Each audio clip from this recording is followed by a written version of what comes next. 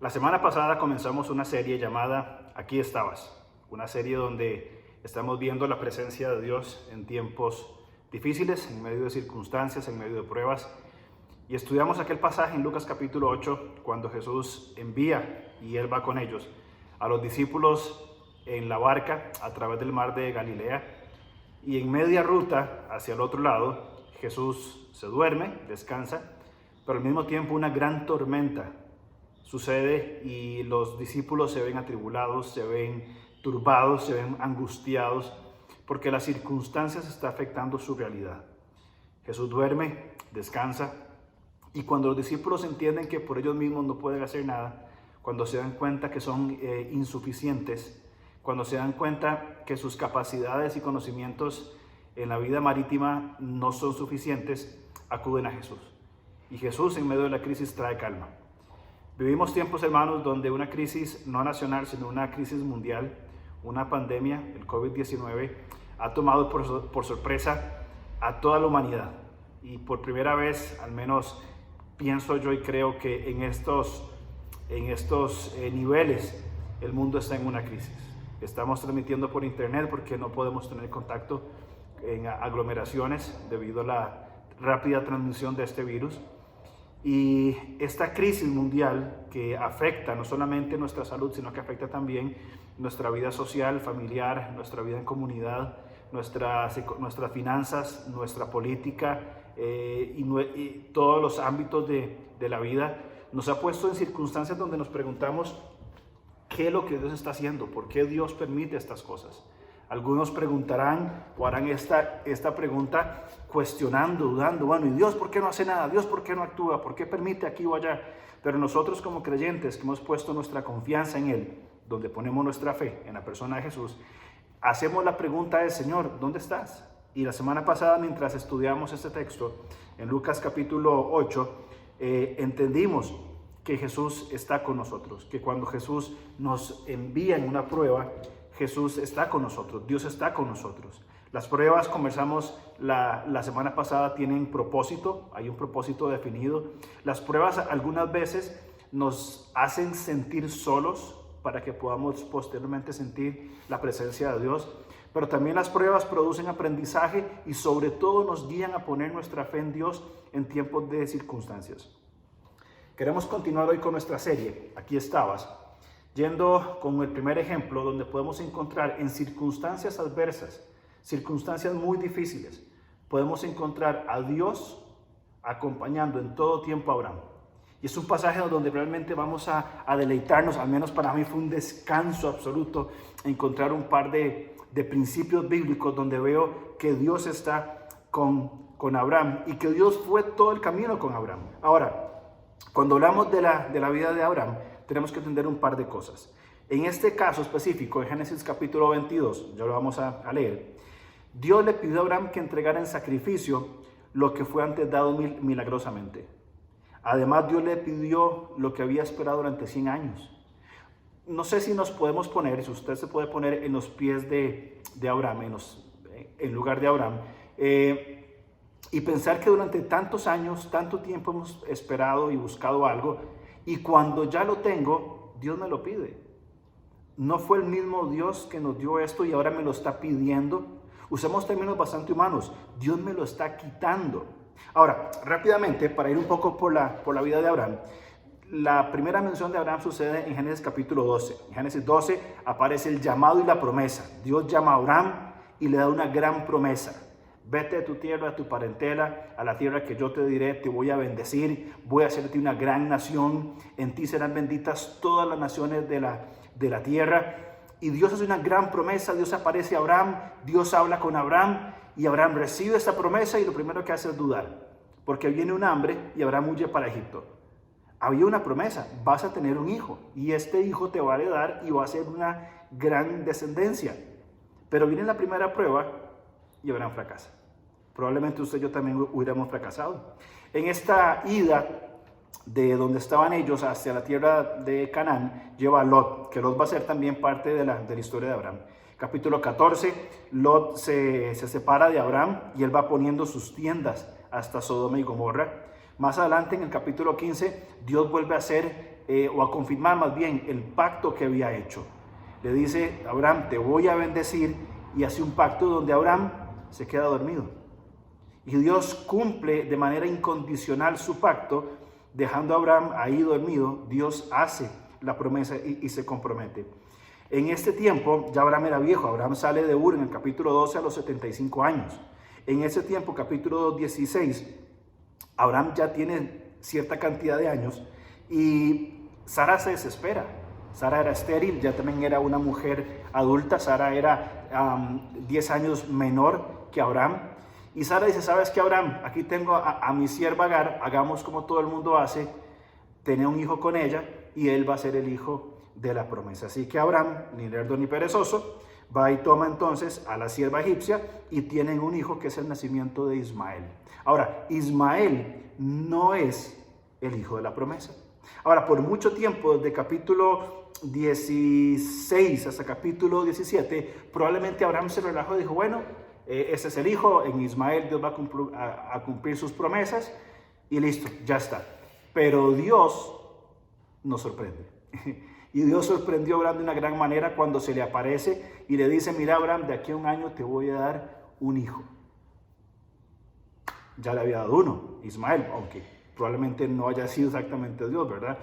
Pero le dice: de Sara te voy a dar un hijo. Y Abraham se ríe: Señor, pongamos las cosas claras.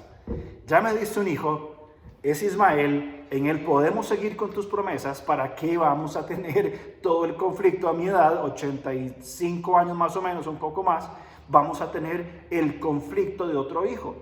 Bien, y Abraham tiene ciertas dudas en cuanto a esta promesa de Dios. Sara más adelante también va a escuchar esto. Sara se va a reír. Dice: bueno, yo vieja a esta edad tener un hijo, bueno, como que mucho no empata. Bien, viene en capítulo 19 la destrucción de Sodoma y Gomorra.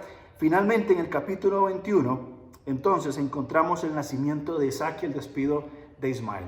Nace Isaac. Ya Abraham tenía 100 años. Era un hombre bastante mayor, bastante adulto. Y es un hombre, tenía 85 años ahí en ese momento. 85, 86 años tenía Abraham. Sara tenía 75, 76 años. Y tienen un hijo. Ismael se va. Dios lleva a Agar y a Ismael por otros rumbos. Y es otra historia aparte. Pero nace Ismael entonces. E Ismael es el hijo de la promesa.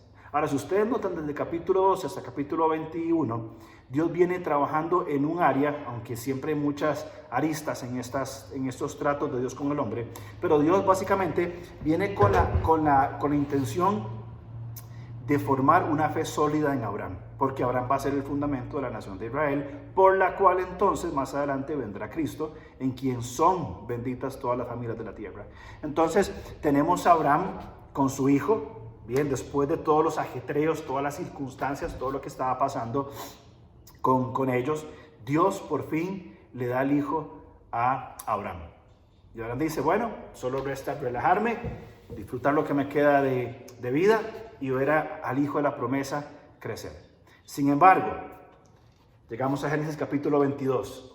Y en Génesis 22, Dios va a actuar de una manera, y quiero ponerlo con mucho respeto y con mucha... no sé qué palabra usar, con mucho tacto. Dios obra de una manera sumamente extraña. Ahora, pongámoslo en nuestra perspectiva. Hemos esperado algo de Dios durante muchos años, nos lo da y después nos lo pide. Y no solamente nos lo pide, nos está pidiendo que hagamos algo que Él mismo no pediría de manera normal, que Él mismo no aprueba. Nunca jamás en las Escrituras el sacrificio de personas, de seres humanos, menos de niños, va a ser algo lícito en la palabra de Dios. Fue duramente tratado cuando esto sucedió en la historia de Israel. Pero Dios está pidiendo algo extraño, algo que no está en nuestras expectativas, que no entra en nuestro presupuesto. Y es que Abraham entregue a su hijo en un sacrificio. Ahora, para este momento, Abraham va a tener claro qué es lo que Dios qué es lo que Dios es capaz de hacer. Y si me acompaña por favor al libro de Éxodo en el capítulo 22, quiero ver algunas cosas importantes que allí vamos a encontrar. Ahora, antes de ir a Éxodo 22, déjeme hacerle una pregunta. ¿Dónde estaba Dios mientras Abraham e Isaac caminaban hacia el monte Moriah? ¿Dónde estaba Dios? Le pidió algo extraño, lo mandó lejos, le puso un panorama sumamente complicado, lo hizo caminar durante 3 días hasta llegar a este lugar. Ahora, vamos a leer un par de cosas y aquí quiero que me acompañe por favor en la lectura. En Génesis capítulo 22, estoy usando la nueva versión internacional por si notan alguna diferencia con alguna otra versión que ustedes estén usando. Capítulo 22 del libro de Génesis. Pasado cierto tiempo, Dios puso a prueba a Abraham y le dijo: Abraham, aquí estoy, respondió. Ahora, primero que todo, entendamos que Dios está probando a Abraham. Esto es una prueba. Bien, Dios ama y Dios al que ama prueba.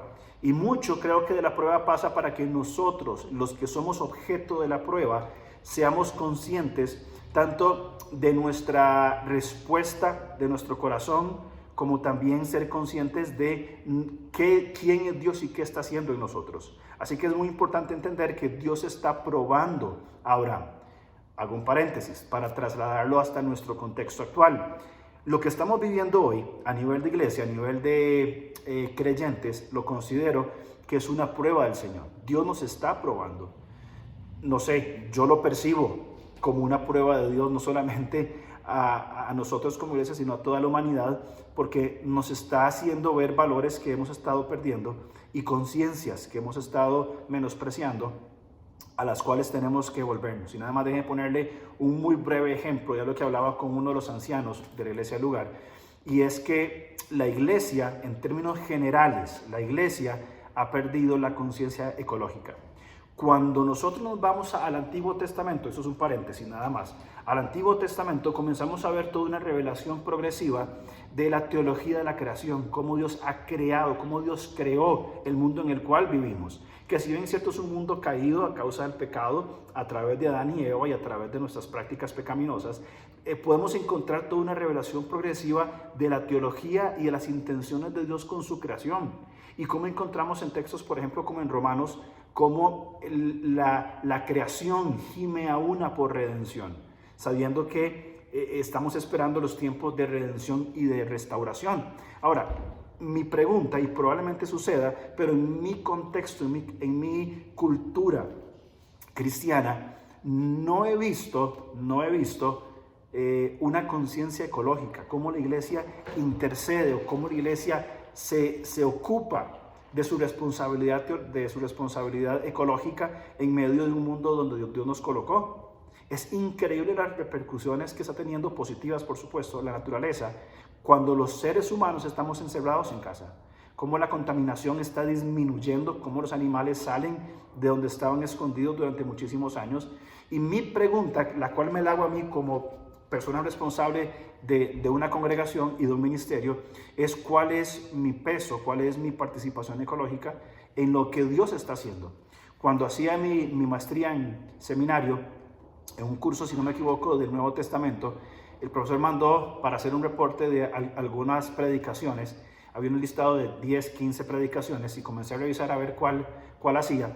Y me encontré una de un predicador que decía la iglesia y su responsabilidad ecológica en el siglo XXI. Yo dije, ¿qué es esto? Jamás en mi vida he escuchado un mensaje con este título.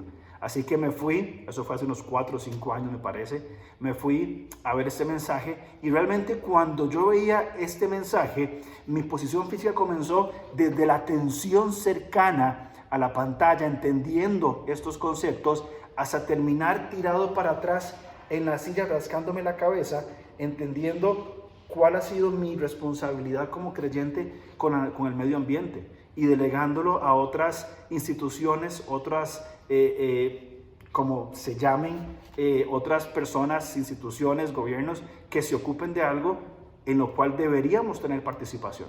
Entonces Dios está probando la tierra con propósitos, considero de esta manera, donde tenemos, y ahora al final vamos a comentar en cuanto a esto, que hacer algunas cuantas reinterpretaciones de nuestra vida y nuestro funcionamiento. Pero entonces dijimos que estamos teniendo una prueba. Ahora, si usted lee Santiago, capítulo 1, versículo 12, Santiago es claro cuando nos enseña en cuanto a la prueba. Santiago capítulo 1, versículos 3 hasta el 8, Santiago nos dice que la prueba tiene algunas características.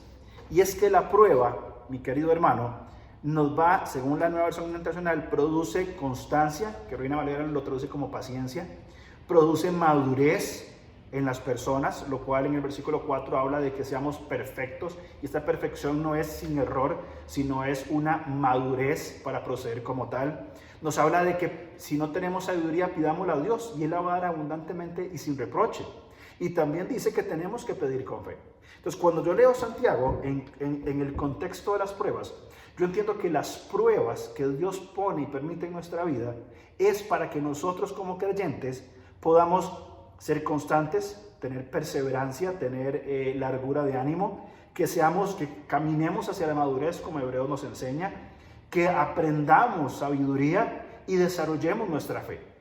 Ahora, esta crisis, esta pandemia que estamos viviendo, como iglesia, como humanidad, Dios nos está probando. Y este aislamiento que estamos teniendo, las consecuencias que estamos viviendo inmediatamente y las que van a venir posteriormente, ya lo mencioné antes, como por ejemplo consecuencias económicas, sociales, familiares, ministeriales, es para que podamos nosotros aprender estas verdades que Dios quiere traer a nuestra vida. Entonces, es una prueba.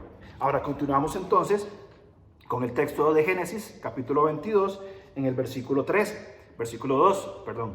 Y Dios le dijo, toma a tu hijo, el único que tienes y al que tanto amas. Y cuando ya entonces yo comienzo a leer esa expresión, al que tanto amas, ya me llama la atención por qué lo utiliza aquí y no lo utiliza al final cuando vuelve a hablar de su hijo. Bien, a tu hijo, al que tanto amas. Y le dice, ve a la región de Moriah. Una vez allí, ofrécelo como holocausto. ¿Qué sintió Abraham? ¿Qué pensó Abraham? ¿Qué entendió Abraham? Yo no sé ustedes, pero yo soy una persona un poco complicada en mi forma de pensar, y para poder hacer algo necesito entender una razón. Y toda esta pandemia, la crisis que estamos viviendo en nuestro país, como las normativas y los nuevos normales, aunque temporales, nuevos normales, nos están llevando a vivir, por eso estamos transmitiendo en línea y no estamos congregados en nuestro edificio, necesito entender el porqué de las cosas, ¿bien? Y cuando voy entendiendo, mientras habla el presidente, el ministro de salud, demás instituciones del gobierno, demás pautas generales, demás circunstancias mundiales, mientras voy entendiendo, más consciente soy de la responsabilidad que tenemos y que tengo, por lo menos yo, como persona, como padre, etcétera, esposo, voy entendiendo y digo, bueno, esto es más grande de lo que pensé que iba a ser. Ahora, cuando Dios se le aparece a Abraham y le dice, Abraham, entrégame a tu hijo, a tu único hijo, el que amas, llévalo y ofrécelo sacrificio, ¿qué pensó Abraham? Al menos para mí se me genera un conflicto y 1000 preguntas comienzan a salir que yo le haría a Dios. Señor, ¿pero por qué? ¿Cuándo tengo que hacerlo? ¿Tengo que hacerlo verdaderamente? ¿Es necesario? ¿Cuál es el propósito final? Bueno, yo confío en ti, Dios, pero ¿cómo entonces me va a beneficiar? ¿Cómo se va a cumplir tu promesa? Y 1000 preguntas hubieran venido hasta que una razón hubiera entrado en mi cabeza. Y no creo que hubiera sido sencillo obedecer. Sin embargo, en el versículo 3 comenzamos a ver la diligencia de Abraham, que es maravillosa. Dice, Abraham se levantó de madrugada, no lo postergó. Dice que ensilló su asno, también cortó leña para el holocausto y juntó con dos de sus criados y su hijo Isaac. Se encaminó hacia el lugar que Dios le había indicado. Al tercer día, 3 días caminando, al tercer día Abraham alzó los ojos y a lo lejos y vio el lugar. Entonces le dijo a sus criados, quédense aquí con el asno. El muchacho y yo, y ponga atención por favor, seguiremos adelante para adorar a Dios y luego regresaremos. No luego regresaremos. Abraham no sabía cómo, pero él había aprendido una cosa en su vida. Él había entendido que lo que Dios decía se cumplía. Y Dios le dijo a Abraham, te voy a dar una descendencia grande y numerosa a través de tu hijo Isaac. Aunque te pida que lo sacrifiques, yo no sé cómo, pero Dios va a cumplir su palabra. Volviendo al mensaje del domingo anterior, cuando hablamos en Lucas capítulo 8, cuando Jesús dice, vamos al otro lado, es porque vamos a llegar al otro lado. En ese momento, ellos no sabían, los discípulos, que tenían que atravesar una tormenta, la cual ya Dios lo sabía de muchísimo tiempo atrás. Ya lo sabía, pero llegaron. Dios le dijo a Abraham, Abraham, te voy a dar una descendencia a través de Isaac. Ok, Dios, perfecto. Ve y sacrifícalo. Ok, Dios, perfecto. No hay ningún problema. Dijiste que me ibas a dar una gran descendencia. En Génesis 12, en Génesis 15. Que ibas a dar una gran descendencia a través de mi hijo Isaac. Y ahora me pides que lo sacrifique. Yo no sé cómo vas a hacer, pero yo voy a obedecer. Y Abraham se convierte entonces en una persona que realmente está cumpliendo los propósitos divinos en cuanto a su llamado. En el versículo 5 hay sabiduría para hablar. En el 8 ahí está la solución a nuestro conflicto. Versículo 6 dice, y Abraham tomó la leña del holocausto y lo puso sobre Isaac, su hijo. Continúa diciendo, él por su parte cargó con el fuego y el cuchillo y los dos siguieron caminando juntos. Isaac le dijo a Abraham, Padre, dime, hijo mío, respondió él. Aquí tenemos el fuego y la leña, continuó Isaac, pero ¿dónde está el cordero para el holocausto? ¿Qué pensaría usted, hermano, ahí? ¿Qué pensaría si su hijo le pregunta eso sabiendo lo que Dios está pidiéndole? Él contestó, hijo mío, lo proveerá Dios. Y siguieron caminando juntos. Siempre me imagino esa figura de este viejo hombre quizá un poco jorobado, caminando lentamente, el hijo unos 13, 14 años caminando al lado de él, yendo juntos en la voluntad de Dios, aunque no entendían lo que estaba pasando, aunque las circunstancias fueran adversas, pero la fe estaba puesta en que había una solución, ¿cuál? Yo no sé, pero había una solución por parte de Dios para ellos en este tiempo.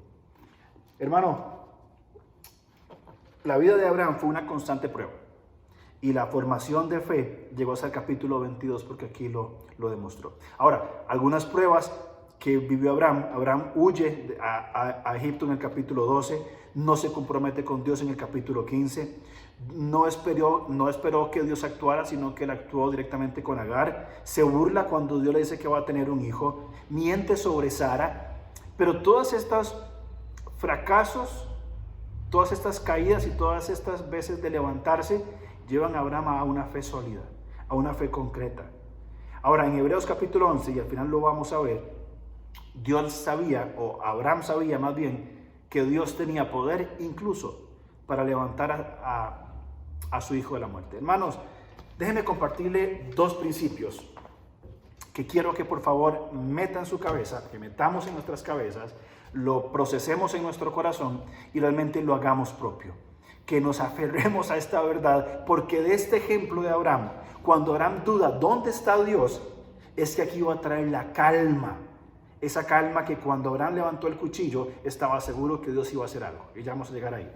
El primer principio, hermano, que quiero invitarle a que piense es que los principios de obediencia son superiores a las circunstancias. Abraham estaba llamado a obedecer sin importar las circunstancias, sin importar razones, ideas o pensamientos. Si el Señor es claro en marcar el camino, nuestra respuesta necesita ir en dirección de su voluntad, sabiendo que Él está presente, aún en los escenarios más confusos. Los principios de obediencia son superiores a las circunstancias. Hermano, vivimos circunstancias sumamente difíciles, circunstancias nuevas.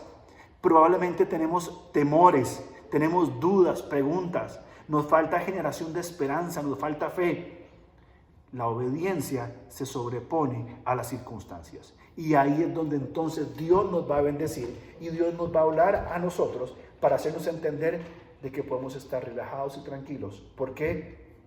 Porque vamos a obedecer aun cuando las circunstancias sean adversas, aun cuando sean difíciles, aun cuando no entiendo, los principios de obediencia se sobreponen a las circunstancias. Pero déjeme darle otro principio más, y este es mi favorito. Dice así: la soberanía de Dios dirige nuestra fe, o la soberanía de Dios que dirige nuestra fe nos enseña a priorizar. La prueba soberana y extraña de Dios mueve nuestras bases para replantearnos y reinterpretar nuestros valores, prioridades y objetivos de la vida. La soberanía de Dios, estas cosas que Dios soberanamente permite, nos lleva a nosotros a que nuestras estructuras sean sacudidas para que aprendamos a priorizar. Abraham aquí tuvo que aprender a priorizar que sobre su hijo estaba Dios por encima de él. Que Dios necesita, que Dios tiene, que nosotros necesitamos que Dios sea nuestra prioridad, el número uno, y que nuestra obediencia sea sujeta a Él, aunque las circunstancias sean difíciles. Y que la soberanía de Dios entonces va a enseñarnos, al mover nuestras estructuras, a reinterpretar y nos va a enseñar también a replantearnos cuáles son nuestras prioridades.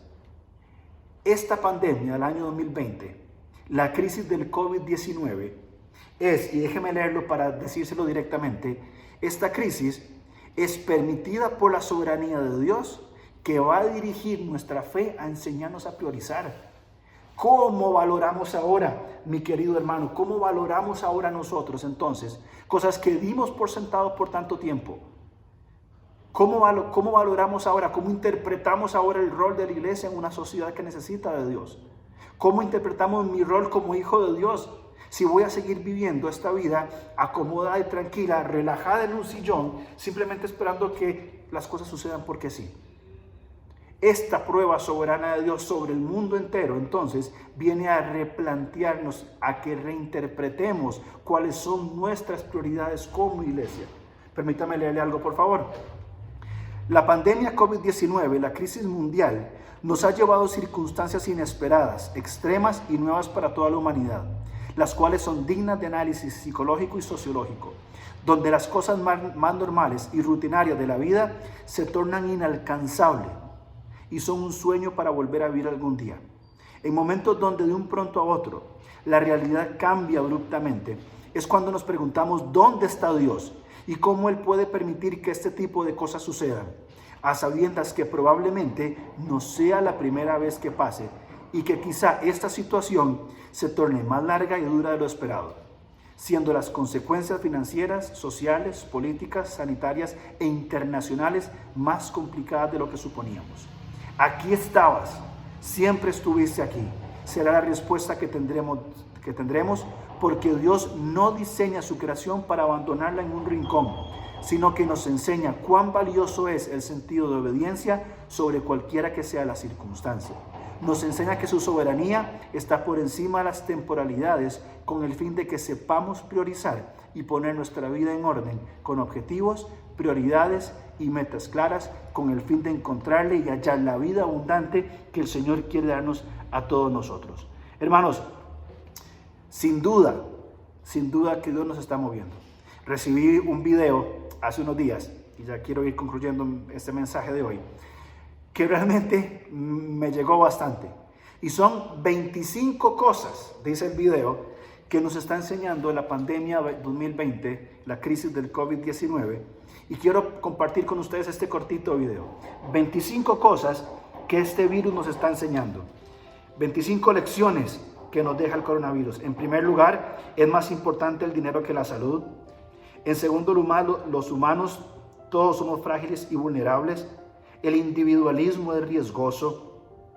Luego dice, el hogar es un maravilloso refugio. Nos invitan en el número 5 a menos temporalidades y más valores eternos. En el 6, el egocentrismo y el egoísmo no tienen cabida en ningún lugar.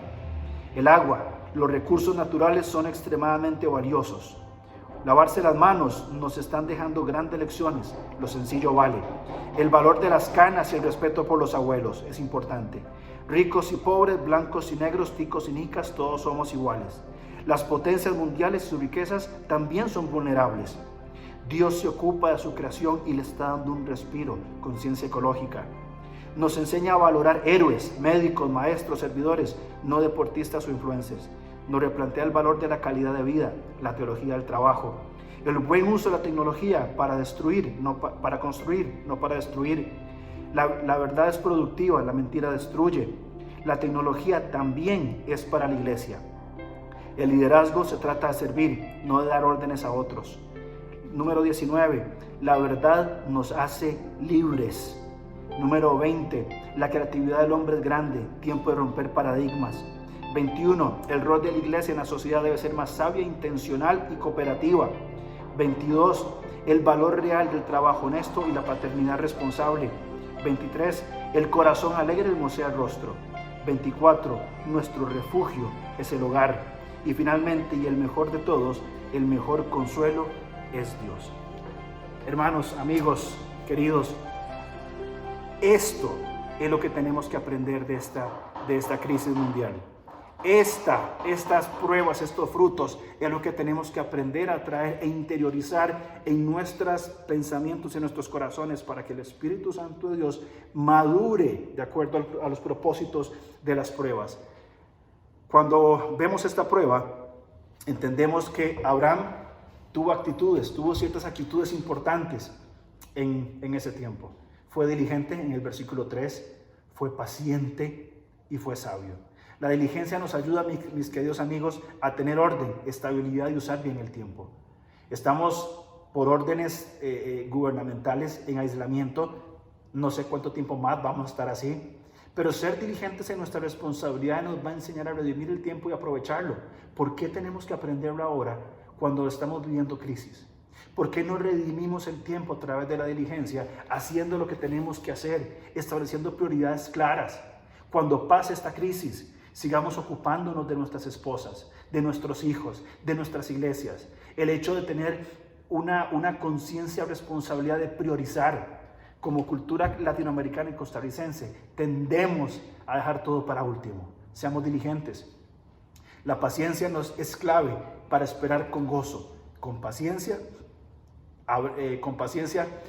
habrá satisfacción sin frustraciones, porque nuestra seguridad está en los propósitos de Dios. Tengamos paciencia. Vamos a estar en casa 1, 2, 3 semanas más, no lo sé. Tengamos paciencia. Seamos pacientes con otros. Consideremos a otros como también quiero que me consideren a mí. Y seamos sabios a la manera de hablar, cómo decimos las cosas, cómo corregimos, cómo animamos, cómo exhortamos, cómo cuidamos, cómo mostramos gratitud. Porque estos son los valores que estamos aprendiendo en medio de crisis, donde pareciera que Dios no está. Pero cuando veo estos frutos que vienen y se aunan a mi pensamiento, a mi corazón, a mi mente, es ahí cuando digo, Dios está con nosotros. ¿Dónde estaba Dios mientras Abraham e Isaac caminaban hacia el monte Moriah? Dios estaba en la soberanía y la calma al levantarse. Estaba en la soberanía y en la calma al caminar, al ver el monte, al colocar a Isaac en el altar y levantar el cuchillo. Pero todavía estaba en el ángel que hablaba la palabra de Dios y en el carnero con espinas en su cabeza. Dios estaba en el sustituto. Génesis capítulo 22.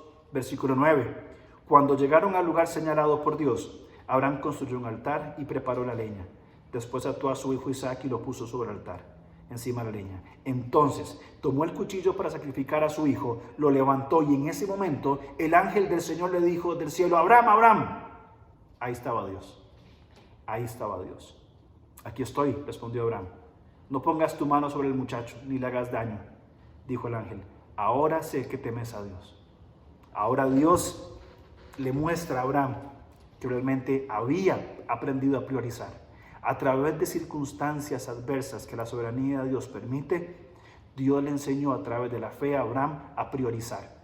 Y en este caso Abraham está priorizando a Dios por encima de su propio hijo, al hijo de la promesa. Y también nosotros necesitamos aprender a priorizar a Dios encima no solamente de esta pandemia que va a pasar, sino priorizar a Dios siempre, toda nuestra vida, que Él sea el número 1 de todo lo que estamos viviendo, porque ahí vamos a encontrar entonces que los principios de obediencia se sobreponen a las circunstancias. Luego las circunstancias no van a tener una influencia mayor de traer fricción o tensión, sino que esta obediencia me encamina a la vida abundante que Dios promete. También me va a enseñar esa prueba de que la soberanía de Dios me enseña a priorizar. Me enseña a poner las cosas en su lugar. Quiero terminar con 2 cosas rápidamente. Este lugar, Moriah, Cuando Dios le dice a Abraham, y Abraham se va a encontrar más adelante a un carnero enredado por los cuernos en unas espinas, maravillosa figura de Cristo. Un carnero enredado en un espinal y su cabeza con una corona de espinas. Porque ahí tiene valor este mismo monte, es donde donde David, ya le digo dónde, en 2 Samuel capítulo 24, construye un altar para ofrecerlo al Señor por una peste, 2 Samuel 24, que había sobre la tierra a causa del pecado de David. En este mismo monte es donde Salomón va a construir el templo y otros corderos van a ser sacrificados constantemente para perdón de pecados. Muy cerca de este mismo monte, o en ese mismo monte, está el templo, y un poquito más, unos cuantos metros, está el Gólgota, donde el Cordero de Dios que quita el pecado del mundo cargó el pecado suyo y mío y llevó todo nuestro pecado y toda nuestra maldad para darnos vida nueva a todo aquel que pone su fe en Él. Si usted y yo ponemos nuestra fe en Él, Él va a darnos una vida nueva, la vida eterna, una vida abundante, con propósito aquí y en la eternidad. La salida de la crisis, mis queridos amigos, está en la redención. Cuando hablamos de redención, estamos hablando de un concepto en cuanto a nuestra salvación, un concepto que el Redentor trae, redención. La redención tenía que ver con la compra y venta de esclavos en el mundo griego y romano. La redención es que una persona entraba a un mercado de esclavitud, pagaba por un esclavo y lo liberaba. Y al ser sacado del mercado de la esclavitud y llevado a casa, si este amo era bueno, le daba una vida nueva y abundante. Y ya no estaba más en el mercado de la esclavitud, ahora está en la casa de la libertad. Y eso es lo que Dios hace con nosotros. Esta crisis va a tener la solución cuando aprendamos a redimir nuestros pensamientos.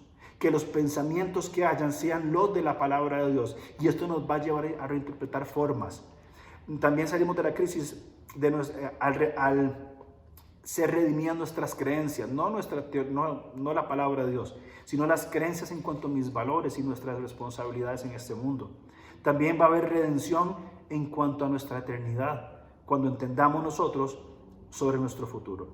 Hebreos capítulo 11, versículo 17, y quiero finalizar en esta mañana, en este pasaje. Hebreos capítulo 11, versículo 17, dice: por la fe Abraham, que había recibido la promesa, fue puesto a prueba y ofreció a Isaac su hijo, a pesar de que Dios le había dicho: tu descendencia se establecerá por medio de Isaac.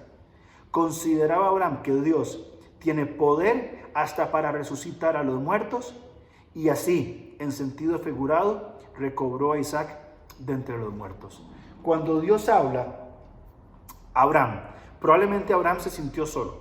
Probablemente Abraham sintió de que Dios no estaba con él.